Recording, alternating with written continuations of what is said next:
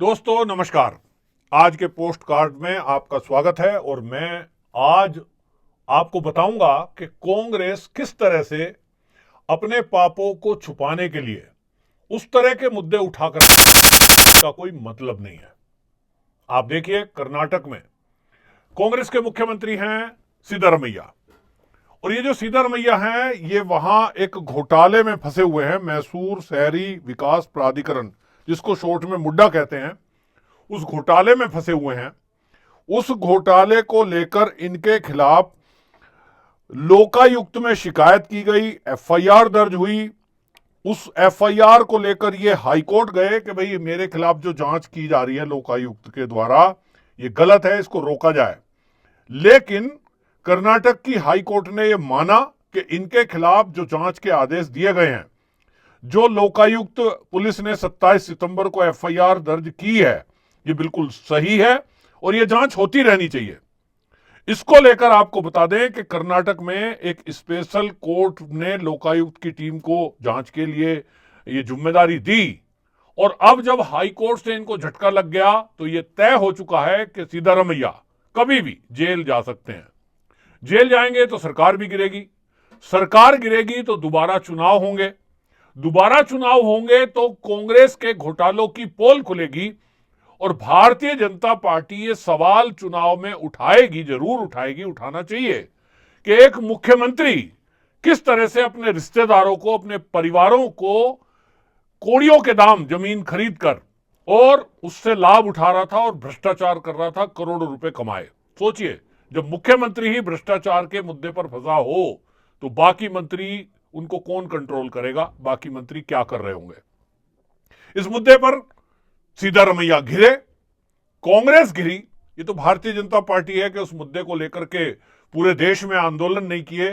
कांग्रेस अगर उलट होता इसका कि भारतीय जनता पार्टी का कोई मुख्यमंत्री अगर किसी मुद्दे में फंसा होता जैसा सिद्धरमैया फंसे हैं, सोचिए ये कांग्रेस अभी तक पूरे देश में धरने प्रदर्शन कर रही होती और इस्तीफा मांग रही होती।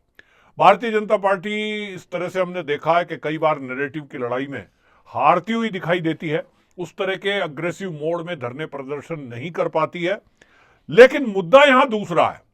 मैं जो ये पॉडकास्ट के जरिए आपको बता रहा हूं वो ये कि आप देखिए कि कर्नाटक में मुख्यमंत्री कांग्रेस का वो घिरा हुआ है भ्रष्टाचार के केस में, उनका परिवार घिरा हुआ है, लोकायुक्त जांच चल रही है और अब कभी भी उनकी गिरफ्तारी हो सकती है, उनको कुर्सी छोड़नी पड़ेगी। तो कांग्रेस, उसकी हिमाकत देखिए कि देश की वित्त मंत्री के खिलाफ एक एफआईआर करा देती है। सुनकर हंसी लगेगी कि देश की वित्त मंत्री के खिलाफ एफआईआर आखिरकार हुई किस बात पे है। तो आपको मैं बता दूं कि इन्होंने क्या काम किया कि कर्नाटक में वहां पर जो लोकल कोर्ट है, पीपुल्स रिप्रेजेंटेटिव कोर्ट जो है, उसको एक जनाधिकार संघर्ष परिषद नाम की एक संस्था है, उसके सह अध्यक्ष हैं आदेश अय्यर। वो एक वहां पर जाकर के केस दर्ज करने की बात कहते हैं, और वो ये कहते हैं कि भाई ये जो चुनावी बॉन्ड मोदी सरकार ने निकाले थे उसके जरिए जो पैसा इन्होंने चंदा लिया भारतीय जनता पार्टी ने, उसमें ईडी का दुरुपयोग हुआ। वित्त मंत्री जो निर्मला सीतारमण है, इन्होंने कंपनियों के ओनर को धमकाया। जो भारतीय जनता पार्टी के अध्यक्ष हैं जेपी नड्डा, इन्होंने इस तरह से पैसे इकट्ठे किए और इन्होंने आप सोचिए कि ईडी के अधिकारियों के खिलाफ, जेपी नड्डा के खिलाफ, कर्नाटक के जो अध्यक्ष हैं बीजेपी के नलिन कुमार, उनके खिलाफ ऐसे कई नाम लिखते हुए ये एफआईआर दर्ज करा दी। अब ये कहते हैं कि साहब गिरफ्तारी होगी। कारण क्या बता रहे हैं कि चुनावी बॉन्ड में कंपनियों को धमकाकर चंदा लिया। सुप्रीम कोर्ट का ये हवाला दे रहे हैं, जबकि सुप्रीम कोर्ट ने इस मामले में ये पाया है कि देखिए सभी कंपनियों ने जो ये किया है, केवल सुप्रीम कोर्ट ने क्या कहा था, सुप्रीम कोर्ट ने कहा कि ये जो तरीका है कि आप इसको गुप्त रखे हुए हैं, किसने कितना चंदा दिया, क्योंकि सुप्रीम कोर्ट में एप्लीकेशन लगी थी कि इसको सार्वजनिक किया जाए। एक एनजीओ जानना चाह रही थी कि किसको कितना चंदा मिला, किसने दिया। इस पे भी आपने देखा केवल भारतीय जनता पार्टी को टारगेट किया जा रहा था। ऐसा किया जा रहा था कि जैसे सारा चंदा जितना भी चुनावी बॉन्ड से मिला है वो केवल भारतीय जनता पार्टी को मिला है, बाकी पार्टी तो पाक साफ है। भारतीय जनता पार्टी को इस मुद्दे को लेकर घेरा गया, और जैसा मैंने पहले कहा कि भारतीय जनता पार्टी नैरेटिव की लड़ाई में हमेशा पिछड़ी दिखाई देती है और इसके कारण से वो काउंटर उतनी तेजी से नहीं कर पाई। उसका असर लोकसभा चुनाव में हमने देखा। ये जो विपक्षी पार्टियां हैं, इन्होंने मोदी को टारगेट किया, मोदी सरकार को टारगेट किया और ये सिद्ध करने की कोशिश की कि चुनावी बॉन्ड ये बहुत बड़ा घोटाला है। सबने एक सुर में मिलकर बोला कि चुनावी बॉन्ड में बहुत बड़ा घोटाला हुआ है, 8,000 करोड़ का घोटाला हुआ है, इस तरह की बातें कही गई। तो आप ये देखें कि मतलब जिस तरह की बातें ये करी गई, इन सब बातों को लेकर के अब ये पीछे रह जाए, इनका पाप छुप जाए, इसको लेकर के इन्होंने क्या किया है, ये एफआईआर दर्ज कराई। जबकि आपको बता दूं, अगर चुनावी बॉन्ड की ही मैं बात करूं तो कांग्रेस किस तरह से बौखलाई हुई है और किस तरह से झूठा मुद्दा लेकर आती है, उसको आप समझिए। ये जो चुनावी बॉन्ड है, ये जैसा मैंने कहा, कांग्रेस ऐसा सिद्ध करने की कोशिश करती है हमेशा जैसे चुनाव का बॉन्ड से जो चंदा मिला है वो केवल बीजेपी को मिला। इन्होंने तो 1 रुपया लिया ही नहीं, ये तो सब दूध के धुले हैं। लेकिन आंकड़े आप देखेंगे तो पता चलेगा कि किस तरह से इन्होंने केवल इसको मुद्दा बनाया था और वो झूठा मुद्दा था। भारतीय जनता पार्टी को चुनावी बॉन्ड के जरिए 6,060 करोड़ रुपए उसका चंदा मिला। तो दूसरे नंबर पर टीएमसी 1,609 करोड़ रुपए का चंदा मिला। कांग्रेस को 1,421 करोड़ रुपए का चंदा मिला। बीआरएस को 1,214 करोड़ का चंदा मिला। बीजू जनता दल को 775 करोड़ रुपए का चंदा मिला।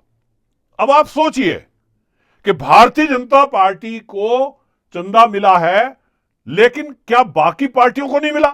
तो भाई इस सारी पार्टियों को मिला और उसमें कांग्रेस भी है। 1,421 करोड़ रुपए कांग्रेस को जो चंदा मिला, ये कांग्रेस के नेता बताएं कि क्या ये उगाही है? आप आरोप लगा रहे हो। हालांकि आपको बता दूं कि कांग्रेस के जो जयराम रमेश नेता हैं वो ये कह रहे हैं कि ये जो कर्नाटक में एफआईआर दर्ज हुई है, इससे हमारा कोई लेना देना नहीं है, कांग्रेस का कोई लेना देना नहीं है। भाई ये कितना भी कहें, निर्मला सीतारमण पर ये जो आरोप लगाए जा रहे हैं, जेपी नड्डा पर जो आरोप लगाए गए हैं, ये आखिरकार कोई ऐसा एनजीओ उठेगा, जबकि सुप्रीम कोर्ट का भी फैसला हो चुका है, उसके बाद भी एवं ही कोई कुछ भी कह देगा? ये केवल सबको पता, बीजेपी के नेता ये सुरेआम कह रहे हैं कि असली मुद्दा यह है कि सिद्धारमैया के खिलाफ मुंडा घोटाला केस में अब ये जेल जाने वाले हैं, इनकी सरकार गिरने वाली है और इनको दिख रहा है कि सरकार गिरेगी तो कुछ फिर बाद में चुनाव होंगे, सरकार भारतीय जनता पार्टी की बनेगी, ये दिख रहा है इनको, क्योंकि जनता इनके भ्रष्टाचार से त्रस्त है। जो इन्होंने फ्री बीज यानी फ्री की रेवड़ियां बांटने के नाम पर लोगों को झूठ बोलकर वोट बटोरी, अब वो जनता अपने को ठगा महसूस कर रही है और इसको लेकर के अब इनको दिख रहा है कि भैया अब ये घिरेंगे, तो क्या करो, एक एफआईआर करा दो। किसी भी हमारे देश में इतनी एनजीओ है, कोई संस्था है, कोई वकील है, कोई खड़ा हो ही जाता है। तो कांग्रेस कितना भी कहे कि इस एफआईआर के पीछे हमारा कोई लेना देना नहीं है, लेकिन कर्नाटक की जनता और देश की जनता इस बात को अच्छे से समझ रही है कि सिद्धारमैया के घोटाले को छुपाने के लिए ये चुनावी बॉन्ड का जैसा फुस हुआ मुद्दा, पुराना मुद्दा जो पूरी तरह से झूठा साबित हुआ, भारतीय जनता पार्टी पारदर्शिता बनाने के लिए उसको लेकर आई थी। आज वो फेल हो गया है, लेकिन ये झूठे मुद्दे को फिर से बहाना बनाकर अपने पापों को छुपाने का प्रयास ये कर रहे हैं। ये होगा नहीं। और अब आप देखते जाइए, सिद्धारमैया कभी भी गिरफ्तार हो सकते हैं, जैसा मैंने कहा, और गिरफ्तार होते ही ये सरकार गिरेगी, क्योंकि वहां डिप्टी सीएम पहले से ही डीके शिव कुमार तैयार बैठे हैं। उनको जिस तरह से ठगा गया वो भी वहां एक मुद्दा है।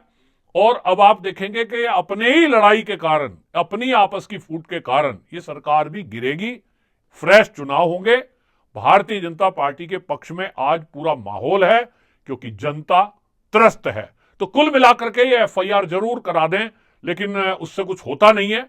किसी का भी आप नाम ले लें, इन्होंने ये तो अभी आप देखिए, जो भी ये संस्था है जिसने ये एफआईआर दर्ज कराई है, जन अधिकार संघर्ष परिषद, भाई मोदी जी का भी नाम लिख देते, उनको ही क्यों छोड़ दिया?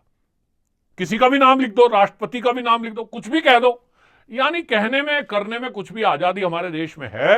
लेकिन कुल मिलाकर कांग्रेस के ये जितने भी प्रयास हैं ये सफल नहीं होंगे, ये एक्सपोज हो चुके हैं। सीधा रमैया पर जवाब नहीं बन रहा है। मीडिया और कर्मी जब उनसे सवाल पूछते हैं तो वो मीडिया वालों को धमका देते हैं। इससे दिख रहा है कि कांग्रेस और कांग्रेस के नेता सीधा रमैया बुरी तरह बौखलाए हुए हैं। उनको पता है कि अब वो कभी भी जेल जा सकते हैं। तो इस तरह से आप देखें कि ये केवल एक नैरेटिव की लड़ाई है। नैरेटिव बनाने की कोशिश की जाती है, अपने आप को ईमानदार और दूसरों को बेईमान सिद्ध करने की ये कोशिश है। इस मुद्दे पर आपकी क्या राय है? जैसा मैंने आपके सामने रखा कि ये सीधा रमैया के जमीन के घोटाले, उसको छुपाने के लिए इस तरह का एक एफआईआर का सहारा लिया जा रहा है। जैसा मैंने कहा, जयराम रमेश जो कांग्रेस के सीनियर लीडर हैं, वो बेशक ये कह रहे हैं कि इससे हमारा कोई लेना देना नहीं है। तो आपको क्या लगता है, क्या इसके पीछे वाकई में कांग्रेस का कोई रोल नहीं है? आपको क्या लगता है कि भारतीय जनता पार्टी, वो जो चुनावी बॉन्ड का मुद्दा जो कि सुप्रीम कोर्ट से बुरी तरह इनको लताड़ लगते हुए बता दिया गया है कि भाई सारी पार्टियों को मिले हैं, वो तो एक पारदर्शिता लाने के लिए मोदी सरकार ने चुनावी बॉन्ड का एक तरीका निकाला। सारी पार्टियां चंदा लेती ही हैं फैक्ट्री इंडस्ट्रियलिस्ट से। अपना चुनावी मुद्दे, चुनाव में प्रचार प्रसार के लिए करोड़ों रुपए चंदा लिया जाता है। अब के पहले लिया जाता रहा है। मोदी जी को समझ आया कि बैंक के थ्रू ले लो तो थोड़ी पारदर्शिता आएगी। इसमें गलती कहां थी? लेकिन क्योंकि इनको तो ईमानदारी करनी नहीं है, चंदा लेना है वो भी बेईमानी से लेना है। मोदी जी जो प्रयास कर रहे थे उनको भी वो प्रयास करने नहीं देना है। तो कुल मिलाकर के वो मुद्दा सुप्रीम कोर्ट में टिका नहीं, लेकिन आज ये उस मुद्दे को भुनाने की कोशिश कर रहे हैं, अपने पाप को छुपाने की कोशिश कर रहे हैं। आपकी राय क्या है इस मुद्दे पर? आप क्या सोचते हैं? कमेंट बॉक्स में जरूर लिखें।